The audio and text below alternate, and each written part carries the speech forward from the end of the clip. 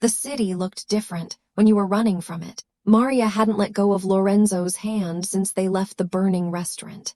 His pace was fast but steady, like he'd memorized every shadow, every turn, every threat that could appear from the dark. But for the first time, he wasn't walking alone. Streetlights flickered over his bruised cheekbone. His shirt was torn, his breath uneven. The man who used to build fear wherever he went now looked strangely human, breakable, almost.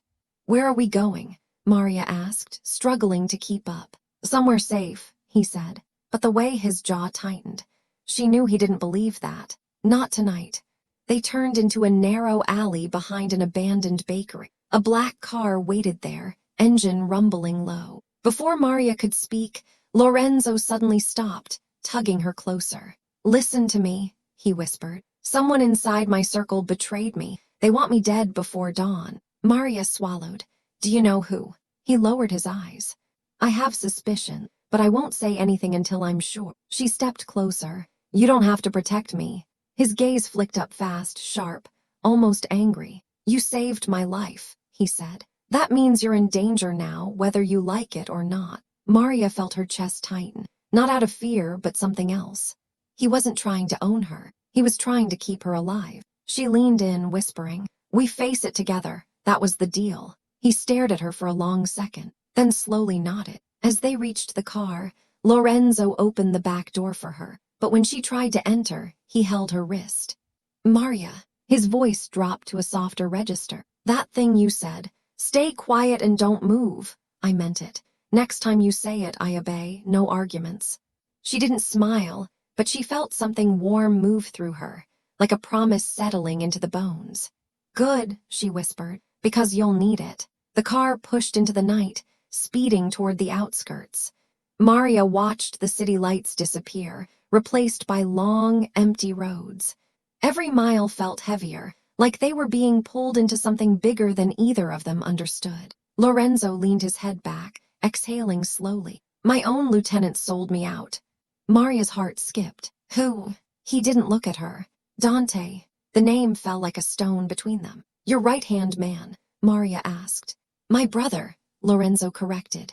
Maria's mouth parted. He didn't look like he wanted sympathy. He looked like a man ready to unravel. "He thinks I'm too merciful," Lorenzo said. "He thinks mercy will get us killed." Maria stared at him, but she didn't say the obvious, that mercy saved him tonight, because she knew he already knew that. And maybe that was the real threat. They weren't running from enemies. They were running from family. They reached a safe house deep in the industrial district, a forgotten warehouse with metal doors and a single flickering bulb near the entrance. Lorenzo checked every corner before letting Maria step inside. "You've done this before," she whispered. "Too many times," he murmured. Inside was sparse. A couch that had seen better decades, a wooden table, weapons laid out like someone had prepared for war or expected one to arrive. The moment they entered, Lorenzo locked the door with a steel bar. "Sit," he ordered softly. "You're shaking." "I'm not." "You are," he insisted, "and that's allowed." She sat. He knelt in front of her, not as a mafia king, but as a man who didn't know how to thank someone who shouldn't have been part of his world. "You should hate me for dragging you into this," he said quietly. "But you didn't drag me," she replied. "I walked. And if you regret it, I won't." His breath hitched for half a second, not enough for anyone else to notice, but Maria did. He wasn't used to loyalty without price. He wasn't used to being chosen. Before he could reply, a metallic clang echoed from outside. Lorenzo froze. Maria saw the shift, tired man to predator in one breath. He moved to the window silently, sliding a gun from the table. "It's too soon," he whispered. "No one should have found us yet." Maria moved toward him. "What if?" He turned sharply. "Stay behind me." She didn't. She stepped beside him. For the second time that night, he gave her that look, frustration and fear tangled in something else he couldn't name. "Maria." Then she whispered it, the words he promised to obey. "Stay quiet and don't move." Lorenzo froze instantly. Not because he couldn't fight, because he chose her over instinct. Maria leaned a fraction toward the window, peeking through the dusty glass. Lorenzo didn't breathe, didn't blink, didn't argue. He actually obeyed. Footsteps, two shadows. Slow, deliberate. Maria's chest tightened. Two men, she whispered, but they're not rushing, they're watching first.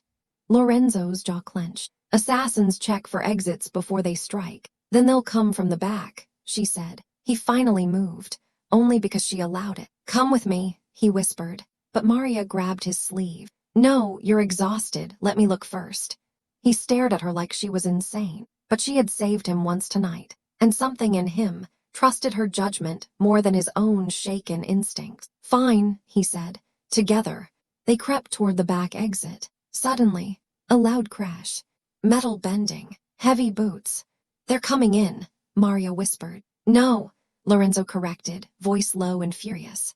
They're already inside. The safe house wasn't safe anymore. And this time, they didn't have the advantage. The first assassin struck like lightning. A shadow burst from behind a stack of crates, swinging a blade straight toward Lorenzo's throat. Maria reacted before she could think, grabbing a metal pipe and slamming it into the attacker's wrist. The blade missed Lorenzo by centimeters.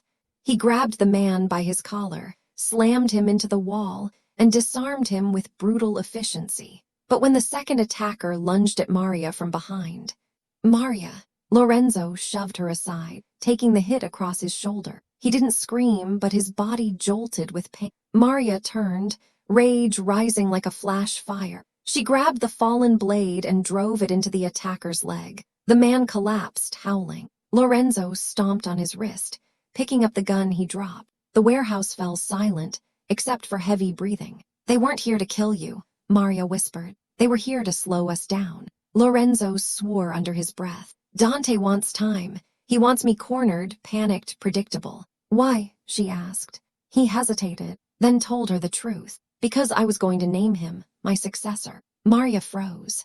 You were what? Why? Because he's ruthless, Lorenzo said. Because he doesn't hesitate, because everyone fears him. And you don't want that kind of leader, she whispered. He didn't reply. He didn't have to. She saw it in his eyes. You're merciful, she said. Lorenzo flinched like she stabbed him. That's weakness. No, she said firmly. That's the only reason you're still human. His eyes softened painfully, vulnerably for a second. Then the injured attacker laughed weakly from the floor. You don't get it, DeLuca. You're losing because you care. Lorenzo aimed the gun at him. Maria gently put her hand over his. He looked at her. She shook her head. Not like this. You think mercy will save us? He asked, voice dark. No, she whispered. I think it will save you. His grip trembled, then slowly lowered. The attacker stared at Maria, like she was the strangest creature he'd ever seen. You're gonna regret that, he muttered. Lorenzo leaned close to him. If she dies, I burn this city. The man's eyes widened. Maria's breath caught. He said it like a promise, like a vow more terrifying than violence. Lorenzo grabbed Maria's wrist. We're leaving now. Where? She whispered. To end this, he said. No more running. Dawn painted the sky with bruised colors as Lorenzo and Maria reached the DeLuca estate, a fortress of stone, metal, and memories carved in blood. Guards stood frozen as Lorenzo walked through the gates like a ghost, returning to haunt his home. Maria stayed half a step behind him, not hidden, not protected. Beside him, inside the main hall, Dante waited, tall, sharp-eyed, smiling like a man who believed tonight belonged to him. Brother, Dante said warmly, you're late. Lorenzo didn't waste breath. You tried to kill me. Dante tilted his head. Correction, I tried to save our family from your weakness. Maria stepped forward before Lorenzo could. Weakness didn't save his life tonight, she said. Dante's gaze slid to her, cold, assessing. And you must be the reason he hesitated, he said. The waitress, the girl who made the king kneel. Lorenzo moved so fast Maria barely saw it, putting himself between Dante. Don't, he warned. Dante's smile widened. Look how fast you protect her. You think this is love. Lorenzo didn't answer. His silence was the answer. Brother, Dante said softly, mercy will destroy you. No, Lorenzo murmured. You did that. Dante pulled a gun. Maria whispered, just loud enough for Lorenzo to hear. Stay quiet and don't move. His entire body locked. He obeyed. He trusted her. Dante lifted the gun toward Lorenzo. and Maria stepped directly between them. Dante blinked. "Move, girl." "No, you'll die." "Maybe," she whispered, "but he won't." For the first time, Dante hesitated. That's all Lorenzo needed. He broke the promise for 1 second to save her life, grabbing Dante's wrist and twisting hard. The gun fired into the ceiling. Sparks fell. Maria stumbled back as the two brothers collided like storm and flame. Fists, grunts, anger years in the making. Then Dante made a mistake. He reached for a hidden blade. Maria saw it first.